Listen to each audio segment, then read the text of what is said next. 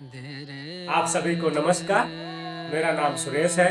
मैं ईश्वर से प्रार्थना करता हूँ आप सब खुश रहें, अच्छे रहें।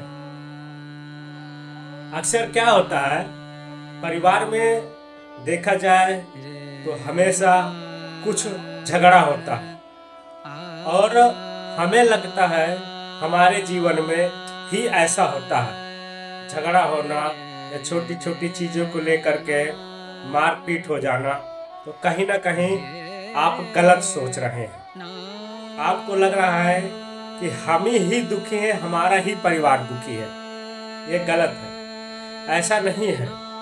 इतनी बड़ी दुनिया में ऐसे कई परिवार ही हैं जो आपके जैसे पीड़ित हैं, लेकिन कहीं ना कहीं आप लोगों को ये बातें पता होनी चाहिए, या बहुत से लोगों को पता नहीं होती है, या बहुत से लोगों को पता होती है।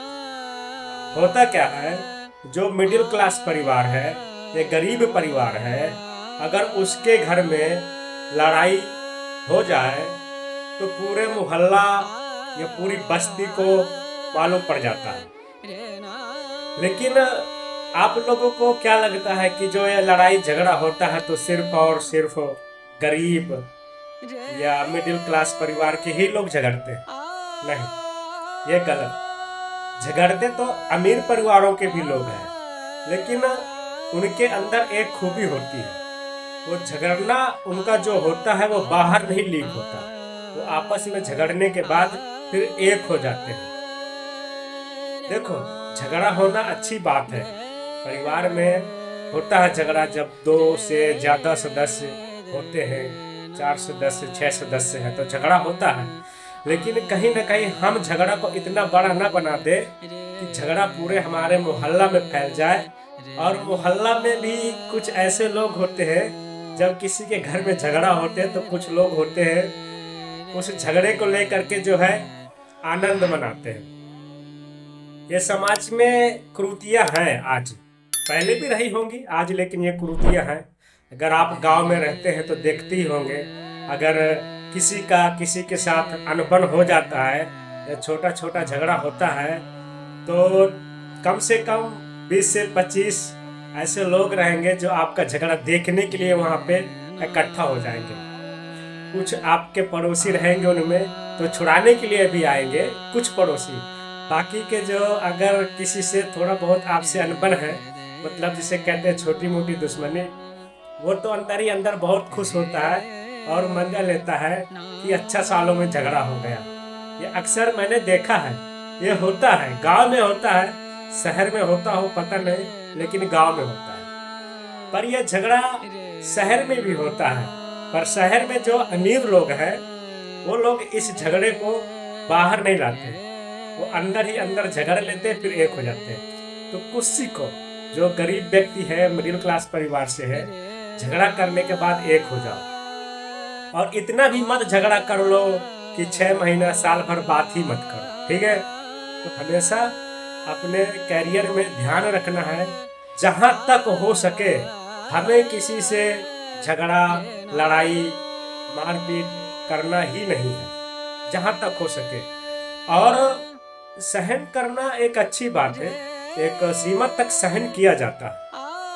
भगवान कृष्ण को ही पकड़ लीजिए, जो शिशुपाल थे, भगवान श्री कृष्ण के भाई थे, मतलब उनके बुआ के लड़के थे शिशुपाल। जो भगवान श्री कृष्ण की एक बुआ थी, उनके पुत्र थे शिशुपाल। तो शिशुपाल ने भगवान श्री कृष्ण को 100 गालियां दी थी और उन्होंने कहा था कि इसकी 100 गालियां तक मैं क्षमा करूंगा। पर कहीं ना कहीं वो तो ईश्वर थे, और शिशुपाल जो था कोई अरे गरा रत्थु खैरा नहीं था, वो भी कहीं ना कहीं देवताओं का ही बोला जाए तो अंश था। खैर, जो भी घटना हुई, तो अगर कृष्ण भगवान हो करके यार इतना सह सकते हैं, तो हम और आप अगर छोटी बातों को लेकर के इतना बड़ा पतंगा बना दें तो कुछ फिर मतलब ही नहीं बनता है। जहाँ तक हो सके हमें सहन करना चाहिए, एक सीमा तक। फिर ये नहीं, अगर समझो कि 100 तक सहन करो, अगर 100% तक है तो सहन कर लो। अगर 100% के ऊपर गया, 101% हुआ, और परिवार के ऊपर किसी ने बार बार अगर कर रहा है तो फिर उसको नहीं छोड़े, ठीक है। फिर आपका उत्तरदायित्व बन जाता है, ठीक है। तो पहले जहाँ तक हो सके ना बाहर किसी से झगड़ा करना, और घर में भी बिल्कुल मत झगड़ा करना, और छोटी छोटी बातें हो जाए आपस में तो कभी मत झगड़ना, ठीक है। अक्सर देखता हूँ गाँव में 2 भाई 4 भाई होते हैं, फिर कहीं ना कहीं जब वो बड़े होते हैं, उनकी शादी होती है, तो जब उनका बंटवारा होता है तो बंटवारा में भी आपस में झगड़ जाते हैं, एक दूसरे को माँ बहन की गाली देने लगते हैं। ये हकीकत है, ये हमारे गांव में होता है, ऐसा मैंने देखा है और ये हकीकत है। तो छोटा छोटा जमीन का टुकड़ा के लिए एक दूसरे को मतलब छोड़ने के लिए तैयार ही नहीं हो। त्याग करना सीखो, त्याग करना सीखो, राम जी से सीखो, उन्होंने त्याग करना सिखाया। मेहनत करो, संघर्ष करो। आपके पास जो जमीन या घर है वो आपका तो नहीं है, या तो आपके पिताजी का है, तो आपके पिताजी का भी नहीं है, तो आपके पिताजी के पिताजी का रहा होगा, मतलब आपके दादाजी का हुआ। फिर देखा जाए तो उनके जो दादाजी थे उनका भी नहीं है, मतलब जो भी संपत्ति है पीढ़ियों से चलती आई है। तो इसका मतलब ये नहीं कि उसमें हक मार के बैठ जाओ, गलत।